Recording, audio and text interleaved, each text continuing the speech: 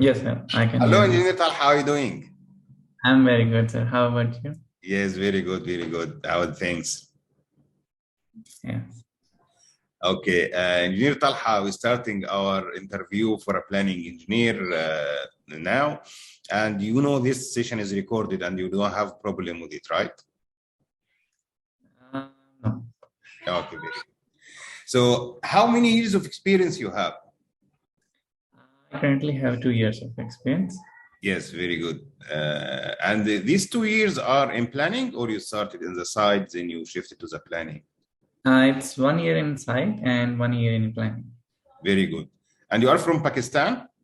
Yeah, Pakistan. Very good, very good. Okay, why you moved from the site to the planning first place? There are two things. First one is the job opportunity, Okay, and second that I already did one internship with a planning consultancy. So I do have that kind of an interest in that planning. So I opted the field, and by the time I got more interest in that, and gradually I came into more detailed and started making everything myself, and eventually got that much interest. okay. And with this 1 year of planning you have right now, have you created a schedule from A to Z, or you have small bits and pieces? What did you do in this year? In the start of the year, I was making a smaller schedules, like only of the gray structures and a bit of finishing, but that was not much proper. But the mid of the 1 year, I started making the complete planning package Okay. of villas. We have a project where I was handed over 4 villas, and their size was different, but the scope of work, the view queue was almost same for all of them. So I made a complete schedule for them, but that included only the gray structure and a bit of finishing, like the only the block work and the internal plaster, but not that kind of detail finishing. But recently, like 2 months ago, I have made a schedule that include finishing that consists of an 11-story building that is constructed in Islamabad, Pakistan. Very good, very good, very good. Okay, are you aware of a document I have created about the requirements for the planning engineer where, Yeah, I recently studied that document. That's why during the message I told you that I'm kind of interested in the second stage. That is the planning engineer. First one was the junior planner. The third one is probably the team planner, and the fourth one probably the manager, and the okay, last one would be the senior manager. okay. So here, let's share this document. Yeah, I can. Very good. So this document is the job requirement for the planning engineers. And actually, when I created this one for HR, uh, people start telling that you need a superhero to fulfill all this requirement, especially for the planning manager. But the idea here, and this is maybe a good opportunity to explain this document while asking you about it, is that whoever fulfills the most required fields will be selected. It is not required to have all the fields. You need to have only as much as you can. So now Yeah, you are, you consider yourself junior planning engineer or a planning engineer? planning engineer. Planning engineer, okay. So you have PSC, you are engineer at the first Yeah, place. bachelor's in civil engineering. Civil engineer, very good, very good. And you are a PMP certified? No, not yet. Not yet.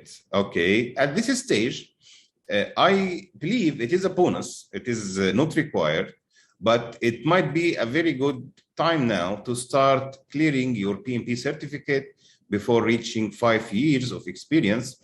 Because the PMP itself, it is not the piece of paper where we are telling that you are good or bad, but at least there is a level of understanding, if you know what I mean, between the engineers if they are getting PMP certificate. So when I say, for example, stakeholders, do you know what stakeholders mean? Yeah. Tell me more about stakeholders. Stakeholders are probably those board of directors that actually make the decision makers. And they are also the shareholders of the profits and the losses of the project. Okay, this is not 100% accurate. The stakeholders, any party who will be positively or negatively impacted with your project. So if you are executing a project, your neighbors is a stakeholders. The municipality is a stakeholders. So in stakeholders, anyone has an impact, whether it is positive or negative. This is what I mean by having PMP certificates. So when we say stakeholders, everyone will see the same or understand the same thing. You might define stakeholders as the decision makers. You might define the stakeholders as senior management. But when we say stakeholders in terms of PMP definitions, so it will be more clear. This is the point of having PMP certified for planning engineers. Okay, so we'll go for the next one, the Earned Value Management, EVM. What do you know about it? Unvalued management, basically the amount being, if I say as a contractor, the amount of money that I have put on the tender and the amount of money I am getting earning. So one of the being the budget and the actual and how much I am getting earning and how the pace of work is going on and how the cash flow in terms of profit is coming in terms of me and how the losses are being interpreted. And so basically the unvalued, how my SPIs are in positive or negative or are they one. So it basically concerned with the SPI and the CPI. Okay, but earned value management has nothing to do with losses and profit, right? We are only converting the amount of work to money so we can measure. As we know that we cannot manage what we cannot measure, right? So in the earned value management, if SPI, as you said, is more than one, what does it mean? That means that I'm on profit, that I'm earning, I'm not on the loss. No, it has nothing to do with earning or on profit. You mean you are ahead of schedule? Yeah. Basically, if I'm CPI, that means that I'm not saying about CPI. I'm talking about SPI, Scheduled Performance Index. Okay, SPI. I'm ahead of the schedule, yes. Yes, okay. And if it is less than one? That I'm behind the schedule. And if it is one? I'm on the schedule. Okay, good, good. Okay, so in your opinion, what is CPM? Critical path method that if I'm saying the path, the activities that I have done listed down and when I was scheduling them. So the path that I will make, like if I give an example from the structure to the block work to the internal cluster to the conduiting and then and forward. The activity that is actually dependent on the previous one and they are going move forwards. The critical path can change, but the path which actually defines the completion date of your project and any delay in any of that activity will disturb the complete schedule and make it prolong. Okay, so coming to the critical path method, what are the differences between total float and free float? Total float is the float that actually affects the complete schedule and that delay that comes from the complete scheduling. And the free float is that comes from the successor activity. Okay, very good. So, and Primavera is using CPM or not? Yes, it is using. Yes, it is using CPM, critical path method. This is how it is scheduling activities, and based on the relationships we define, like start, finish to start, start to start, with lags, duration, blah, blah, blah. Yes. It will calculate for us the project start date and finish date and the critical path. What's the difference between the critical path and longest path? The longest path is that path that includes the maximum time that any of the non-critical path activity can take. Like the critical path is that the shortest path that defines that your complete project will end from this start date to this end date. While talking about the longest path, it can include a number of more activities, but that activities won't affect either they can affect or they not the critical or the main duration of your project. No, I didn't understand. Can you tell me the differences between the critical path and the longest path in your baseline? Will the critical path be same as the longest path? It can be, or it cannot be. Based on what? Based on the situation of your current monitoring schedule on where your cash flow is being working. And what the cash flow has to do with this one? Where you are currently standing on your progress of your project. No, cash flow has nothing to do with the longest path or the the progress of your project, the amount of your physical progress or whatever you are monitoring on that. Based on that, where you are standing, and then we evaluate either we are on the critical path or we are being prolonged or it is being changed now. Okay, let me tell you one thing. Usually in the baseline, without any updates, the critical path will be almost the same as the longest path because you don't have no updates. If the activity is critical, it means 0. But when you are starting the updates now and you have some delays, let's say you have 10 days delays. So you have -10, -8, -9, -6, -4 until 0. All of these one are critical, but the longest path will differentiate the activity that causing the most delays. So this is where we are filtering the longest paths to know, okay, we have 9 days delays. Which activities are causing these 9 days? If you show the critical path, it will show every activity that 0 or below 0. But the longest path will show the activity with -9 only in the total path. This is so we can fix this one. Then maybe after we fix this one, the longest path will be the activities with 8 days delays and so on until we fix our schedule. You got my point? You mean to say that eventually the longest path becomes the critical path? Longest path will be critical path with a baseline, no update. But they will be different if you updated your schedule. And then after you update your schedule, you recorded delays. Now we have 2 scenarios. Activities with minus float, it means -10, and the activities with 0 float. So the activity with 0 float is a critical, and the activity with -10 is critical also.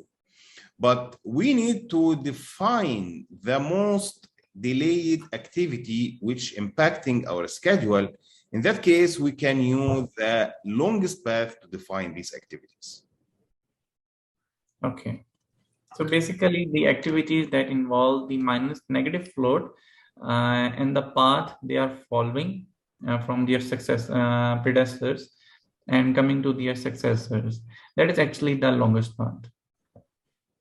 Yeah, longest path will show to you the set of activities that causing the most delays to your project. Okay. Okay, productivity rates. What are the productivity rates? Productivity rates is basically the amount of quantum of work a labor or a machinery do in a specific time frame. Give me one example for a productivity rate for concrete works, for example. Okay, like if I am talking about the concrete pump that work on my site.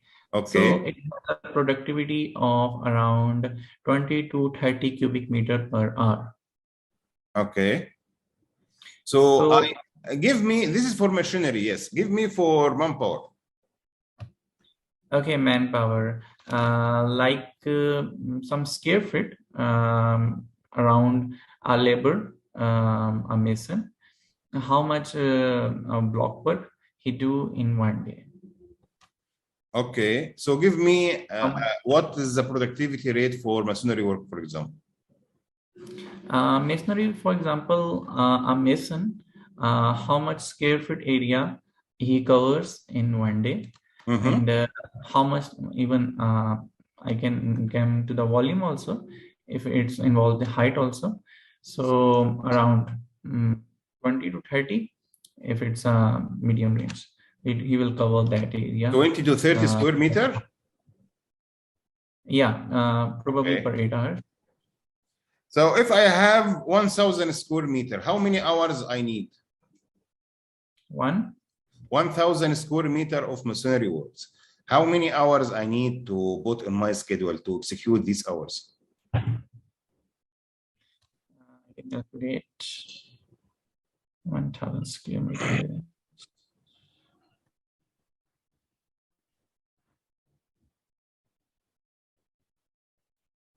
Around 400. I have here, let's say we have 20 square meter per day, right? Probably 160. Oh, yes, for 20 square meter. Yes, good. So I have here 160 hours per 20 square meter. This is what I need to know per 1,000 square meter, right? Yeah. You remember this, what we took in the school? You make this here. So these hours will equal what? We will just multiply 160 by 1,000 and then divide by 20. So this is the total hours I want, right? Yes. Okay, very good, very good. You know that many engineers are confused of this one. You need to well understand what we are talking about, because this will help us a lot, right? Okay. Okay, coming back to our sheet, what is WBS? WBS is the breakdown, work breakdown structure, and how basically one is the activities, and before activities, how we are actually featuring them, like firstly the mobilization, and then the procurement, and then the engineering part, and then the final testing and commissioning. Okay, very good. How you create your activity list? Okay, we were talking about the activity list. Yeah. How you can create your activity list? Activity lists, all basically I see them mainly from the bill of quantities, the BU that actually I receive from the contract section. Okay. That main section that I see my activity lists are coming from. Then after having the BOQ, I organize them and see what actually can be my major activities. Or if I have to merge any of them, I make them my list afterwards. But if I concerned about if my BOQ have some summarized items, for example, concrete. So what I do is I separate it like the formwork, the steelwork, and the concrete activity. So I break down it. Okay, so you are doing composing and decomposing. Yes. Okay, very good. How you sequence your activities, based on what? Yes. How you sequencing your activities? How you creating the relationships? One sequence is firstly my own technical knowledge, then how things are being executed since I have spent time on site. The first thing is that. The second is that according to the cash flow, I have to consult with my project manager. Then how will you take the things along with? So this is the second thing. But the third thing that I have to manage my cash flow also with how the cash flow of my project will come into the mean. You So concern a lot about the cash flow. no, the cash flow, this can be the two parts. One thing is the cash flow is defined. Okay? The other thing, if I'm working with a client and the cash flow may vary with the passage of time, you are procuring the things and you haven't done all the contracts yet. Okay? So I have to see how my owner of my project is assembling his cash flows. So I have to change the sequence of my activities if necessary. But if I'm on working on a project where the budget is fixed, so I have to think about the S curve to make a neutral, and afterwards I have to sequence my activities according to that. Okay, I agree with you that the cash flow sometimes will force us to sequence activity in some certain way, but this is, I don't call sequence activity. I call it maybe resource leveling or cash flow leveling. We do, let's say, if we have a limitation in our payments, so or limitation in our company, so we can say, okay, we don't want to reduce our let's say monthly payments, so we will get the required monthly cash flow as per our contract. It's okay. And the cost loading, how you create your cost loading?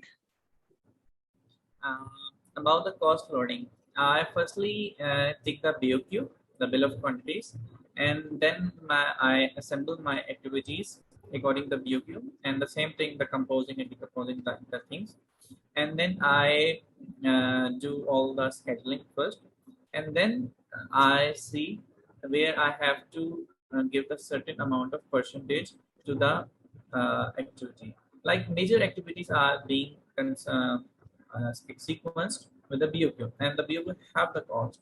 So And you are creating, sorry for interruption, you are creating these calculations in Excel or are creating it directly in Primavera?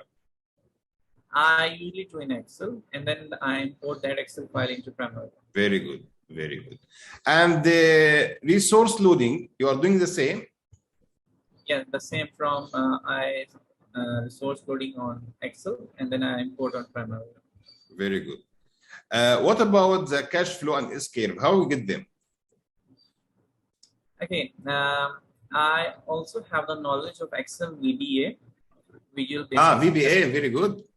Yeah, so I do work on, I recently created my own cash flow programming on Excel to make, since I told you that working with a client disturbs the cash flow a lot. So I have to sequence my activities a lot, many of the times, and I have to see where I go too fast, where I have to slow down. So I have the cash flow on my Excel also. But come on to the Primavera. So the same thing, that the cost loading on the Primavera, and then the Primavera shows me a curve. And after observing that how it actually going on with my initial scheduling, initial sequence of the activities, and then I changes the sequence and the amount of durations, and if I have to increase my productivity, not productivity, the resources. Either have to increase the resources on a certain activity or have to lower the resources. So according to that, I adjust my cash flow on Primavera. Very good, very good, very good. Okay, what about the resource histogram? I'm sure that you cover this also in the same, because it is the same way you are doing cash flow. You can do the resource histogram once you uploaded your data into Primavera. Now, coming to the shop drawing log and procurement log, have you created any of them? Yes. Okay. And you are using them in Excel, or are you using them in Primavera directly, or how you are getting them? Both? Yes. Okay. Okay. I assume you have the basics of Oracle Primavera, right? Yes. You are advanced user of Primavera, or you can say you are basic user of Primavera? Kindly repeat the question. You are a basic user of Primavera or advanced user? Since I told you that I have worked with around 1 year, so you can expect it's a sort of working that I have a medium advance, you can say. Good. Okay. What about the Excel? You told me you are using VB, Visual Basic, which is using macros and so on. What about VLOOKUP? How you are using VLOOKUP regularly in Excel? Yeah, I do work on those things. The VLOOKUPs and how the findings. Pivot tables. Yeah, everything. Okay. Very good. See, from this short interview, I see you are doing very well, and your potentials are very great, to be honest.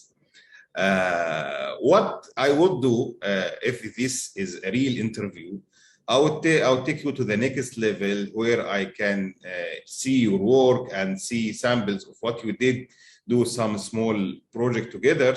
But as far as your 2 years of experience, you are doing a great job. I encourage you to learn more. Have you worked with Power Query? I have started learning the Power BI.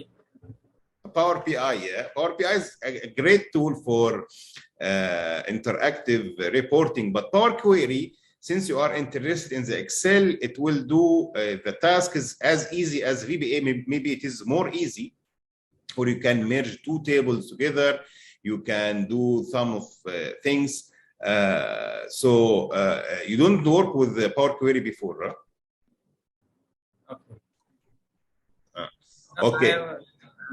Don't worry, it's fine. It is not required at your level, but since you participated with me in this interview, just send me a message on WhatsApp after we end this meeting. I'll give you one course for free. It is talking mainly about how to do things using Power Query, so you can study and tell me what you think. Thank you. You are most welcome. You are most welcome. You was doing great. I encourage you to keep learning and keep practicing. You are doing a good job, but you need to start your PMP. This is my advice to you. Start it in the next, put it a plan for the next 2 years. You should clear it. So when you talk with someone, especially from different culture, you will talk at the same level. And keep learning, practicing in the planning. If this is a real interview, I would definitely take you to the next level. Okay. Thank you so much, sir. Thank you very much, Mr. Talha. It was nice to meet you. And don't forget to send me the message after the meeting. Okay. Thank you so much, sir. Thank you. Thank you. Bye-bye.